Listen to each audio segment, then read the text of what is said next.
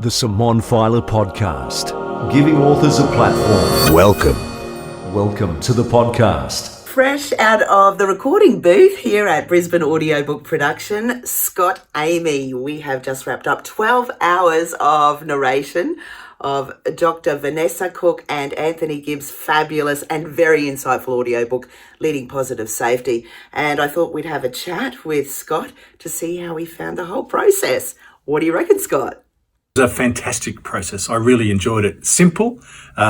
You're such an effective person to work with. You have a lot of laughs, you take things lightly, but you're also really spot on in maintaining the quality that we want for the books that we've got. We had a heap of laughs, and even if you've never done public speaking before, I recommend you give it a try. So you work with Vanessa and Anthony at Centres. But how did it come about that you ended up being the main narrator for the audiobook? We genuinely believe in what we teach. So in the spirit of collaboration, we have a monthly team meeting, which involves everyone in our organisation. We work remotely. And one of us gets to host the meeting, basically. I hosted it for the team that I work in as part of. And at the end of it, they just seemed to like what I did, what I said, and how I did it. And here I am. Did you have to do an audition? No, they asked me to submit a tape just to make sure, and I think that was more for your benefit, to make sure that you think there's someone that would have the juste pas to do it. So I guess that was an audition in some respects. So why would you recommend people listen to Leading Positive Safety? Because it will help people become safer in their everyday work process. People often think of safety as just something that we do when we go to work, but it's not. It's around, how do I keep myself safe for the family that depends on me? How do I ensure that my partner and my kids are safe in just day-to-day operations? There used to be a thing around, leave your hat at the door when you walk in and just do your work. It's not that way at all. Safety encompasses everything that we do. Scott, you said that safety is very important at home, but how does this reflect on what you guys do at Centres? We take a very different approach around safety. So people have traditionally done what we call physical safety, manual handling, confined spaces and things like that, which is great and it's very necessary. But the work that we do as cognitive scientists, and neuroscientists, is really around how does that brain be impacted to help us think safely or unsafely. So, if you were to listen to the book or read the book, you would get a really good understanding just of how your brain works.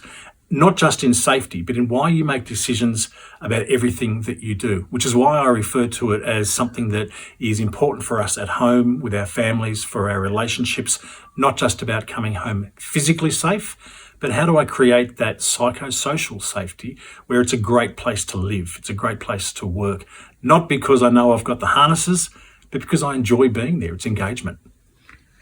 It is definitely a fresh approach, and I love the way you break it down in the three different dimensions. First dimension being physical, and really adding on that and taking the approach where it's actually about getting to know people. That's a huge one. That's that social engagement. We're tribal by nature. We love to have people to connect with. But what we're seeing now in organisations is, and just in life in general, there's such a rush and pressure to do things that we miss that connection. And we take things the wrong way. So you and I might be having a conversation. I've had a bad day and I put you off the cuff. I say something to you. You have no idea why I've said it, but you will take into your own account of thinking, I wonder if Scott meant this. And then our brain habitually goes back and looks for all the reasons to support that. So just understanding that might not necessarily be true is a vital element in sort of understanding the way your brain works. Very intriguing, and I think every business should get hold of the book, and I do too. Every environment, because I think the safety will go up tenfold, and obviously everyone will be safe to go back to their families will be happy, the wider community will be happy, and it's not creating a problem while you're at work that you feel like I'm dobbing someone in. If I'm recognising safety, it's a whole new approach that, insightful. Well, we get this thing that's commonly around the world now called Sundayitis, and it's an actual physical feeling where people realise Sunday's coming and I don't want to go back to work tomorrow. And they might have one of the best jobs in the world, but if it's not a place where they feel socially and psychologically safe, then this Sunday-itis just continues to move forward. And that's where the psychological and social experiences come in for us. We want to make it where people go to work because it's a great place to be. You're the bomb. And it's been a great place for me to be working with you for the last 4 days.